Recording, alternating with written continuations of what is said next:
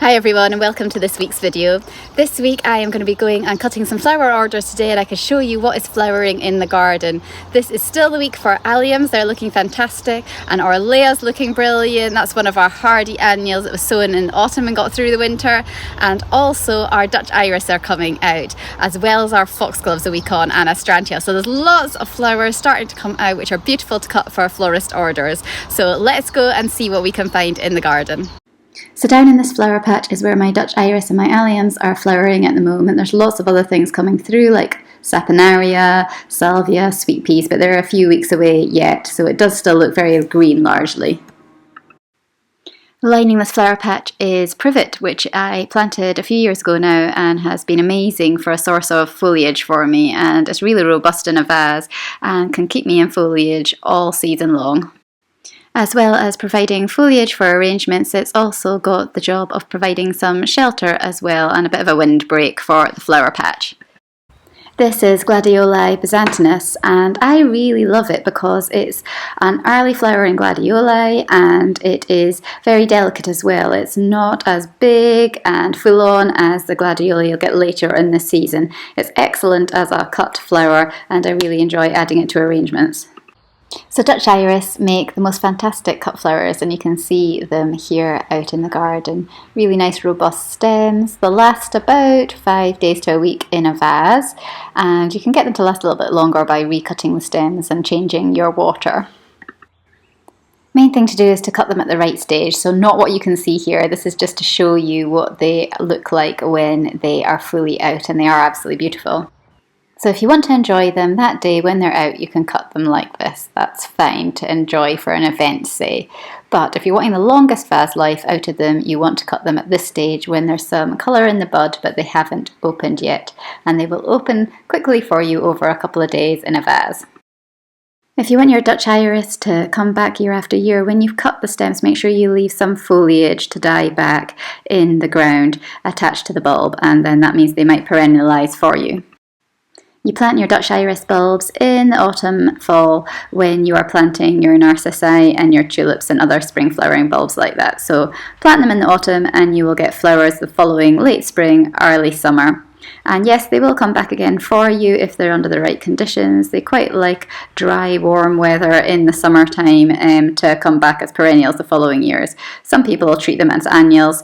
I tend to leave them in the ground but add to my collection every year, so I'll buy a few more bulbs in each autumn. The alliums have been really fantastic this year. They've been flowering away for the last few weeks. First out are always the purple sensation, and then after that the purple rain come out. So it's mainly purple rain that I'm cutting now. As you can see here, the purple sensation ones are just starting to go over.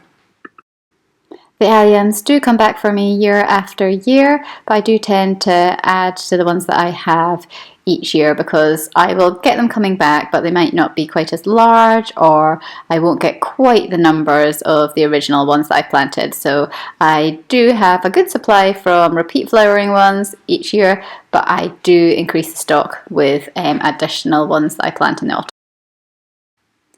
So that's some alliums and Dutch iris that are cut now for florist arrangements and for making up some jars for the stall today. But down in the other flower patch, the dahlias are looking good. I've been planting these out about 45 centimetre spacing with a stake hammered in next to each one, or a good thick garden cane to add some support. And the vast majority of them are pinched out, but here's one here that I haven't pinched out yet, and you can see that nice central stem there where we're going to pinch it out just with a pair of snips. And when we remove that, that will allow these lateral side buds to create new branches, and we'll get a bushier plant with more flowers. And you can see one here that was already pinched out, and you can see these new branching stems coming off each side. The one thing to bear in mind is if you are pinching out some of your flowers to get more blooms in the end of the day, you will delay flowering by a couple of weeks, but it really is worth it for the extra blooms that you'll get throughout the season. Another plant that I've been pinching out is my cosmos. You can see some here in the ground, and it's a little bit more tricky to see here, but here is where I pinched out, and there's going to be new stems coming on either side of that. I also pinched out a lot of my zinnias this week in the greenhouse. So I don't know if you remember, but back in December time, I lost all my autumn sown Ranunculus corms, and then I decided at the last minute that I would reinvest a bit more and I would grow some in late January, early February, get them on pre-sprouting then. So they were planted out in the springtime. And this is just to show you just now that the Ranunculus have just got into their stride this week. So this is just starting the second week in June now, and I'm getting ranunculus flowers. So I would have got them much earlier from an autumn sowing, but from doing a January, February pre-sprouting, I'm getting flowers in early June. One of my biggest annual successes this year from an autumn sowing has been the orlaya. So fantastic, it got through those really cold temperatures and survived.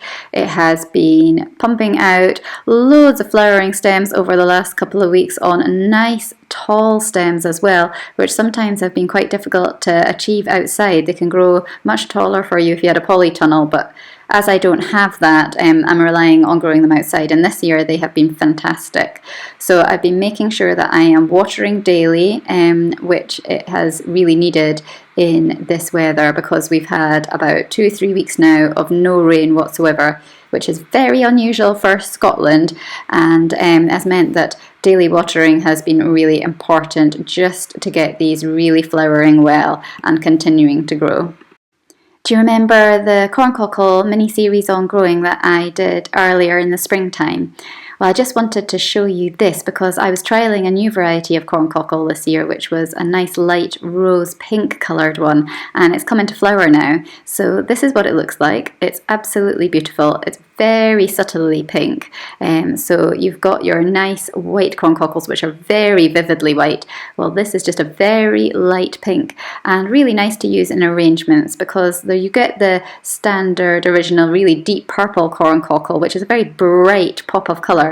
But if you're looking for something a little bit more subtle and for using in bridal bouquets, this light rose one is a really lovely one to grow. Eryngiums are a must-have for the garden and the cut flower border. They look fantastic if you just want to have them in your garden, but they work brilliantly as a cut flower. And you can cut them at this stage when they're still quite immature and they're green, but you can also cut them a few weeks down the line once they have matured to a blue colour. And they've got really strong stems and are really structural in arrangements. I really love them. The annual grasses that I've sown are really coming into their stride now. These are Brisa maxima, and I also have some Brisa media behind it just coming through. We've got some canary grass and we've got some hare's tail grass as well. And I will be doing my mini-series on this not too far away now, because I'm getting enough filming footage to show you the whole stage of growing them from seed right through to arranging with them. Top flower patch has got lots going on at the moment. We've got more of those purple rain alliums, got lots of lovely foxgloves that are coming out now. So we looked at them last week and they were just coming into bud but not in flower. This week they're starting to be fully out. They'll be great for events for florists next week. One of my favourites, astrantia, is coming out now. It's a fantastic perennial for cutting from. I do wait until at least one of the flowers is fully out on a stem before I cut it. I think that if you cut too early with astrantia, it could be a bit prone to wilting, but as soon as one flower is out on the stem fully, then it holds up really well in a vase, and they're excellent for drying as well.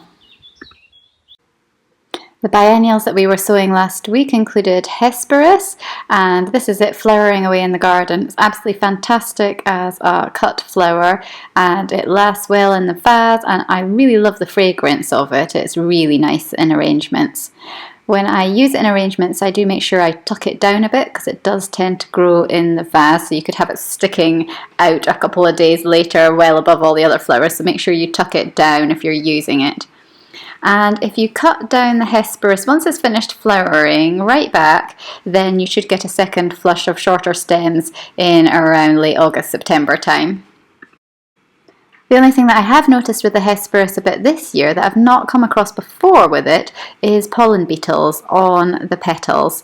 Is this something that you've come across before with your hesperis? Have you found any tricks for removing them from the hesperis if you're using them with a cut flower. I have heard of cutting the flowers and then having them in a bucket of water in the dark with a bit of a light source at the other end of the room, and the pollen beetles will fly towards the light source. But I have found that they are actually damaging the petals a little bit at times, so I'm trying to think of how I could protect the hesperis next year if this happens again. So last year I grew some yarrow from seed, really easy to grow from seed as a perennial, and it's looking good. It's got lots of growth on it, lots of buds, but unfortunately, as you can see, it's got an infestation of aphids on it, quite badly on some of the stems. So I'm trying to think what to do. I can let time go by and see if any natural predators in the garden clear the aphids, or I can try some insecticidal soap in a spray and see if that'll help. Don't want to really use too much harsh chemicals on it if at all possible. Interestingly, the yarrow in the bed next to it doesn't have any aphids on it at all. Have you got any solutions for dealing with aphids on plants in a more gentle way than using harsh chemicals? It's been a really busy week in the garden for cutting flowers for florists. Lots of lovely ones going out to them. As you can see here, we've got some lovely phacelia and orlaya, and we've got some alliums and lupins. Lots of lovely hesperis as well, and Ranunculus pleno. And the hesperis and the Ranunculus pleno, I'd say this is probably the last week for cutting from them because they're just starting to go over now. We've also got some Orangium coming through, irises. We've had some nice viburnumopulus as well. That's been really good. And those lupins again, they're fantastic statement flowers. Hesperis I cut when there's a few flowers out but more buds still to open. Here's some more of those lovely purple rain alliums. And the phacelia, fantastic cut flower to grow. So this is an arrangement this week that's got all sorts of lovely flowers in it. It's got some ranunculus, some white corn cockles, alliums, astrantia, iris, Ranunculus pleno. It's got a bit of Gypsophila Covent Garden in it as well, the very first stem that I had flowering this week. Definitely moving towards summer arrangements now and away from all the tulips and the narcissi that we've been having. And we've got some lovely orlaya and phacelia, astrantia, those lovely pink corn cockles in this arrangement with some ranunculus and alliums and hesperis, so it smells absolutely lovely as well. So foliage in this one has come from the privet, which we saw the hedge back in the flower patch right at the beginning of the video, so it stands up really well in a vase. So these are going on the stall today. So really nice to see the season moving forward in the garden and being able to use some different flowers in arrangements. And I'm looking forward to seeing what's going to come over the next few weeks. I'm hoping the sweet peas won't be too far away now either. Thanks so much for watching this week. I hope you enjoyed going around the garden with me and seeing what flowers I can cut for my arrangements and for my florists this week. Next week I think it's going to be a right push to get the last of the plants out of the greenhouse and into the ground, and after that we're going to look forward to all those lovely summer flowers to come. Lots of watering still to be done every day at the moment in the evenings, because we've had such dry sunny weather. It has been very, very cool though in the mornings and the evenings once the sun has gone down, which has surprised me just how chilly it has been. So that has meant that maybe there hasn't been quite as much growth as I would have liked, but hopefully those overnight temperatures will get warmer soon and we will get some of those cosmos and things putting on a lot of growth and coming into flower in July. Join me next week when we will be having a look at that final stage of planting out and how all the flower patches are looking.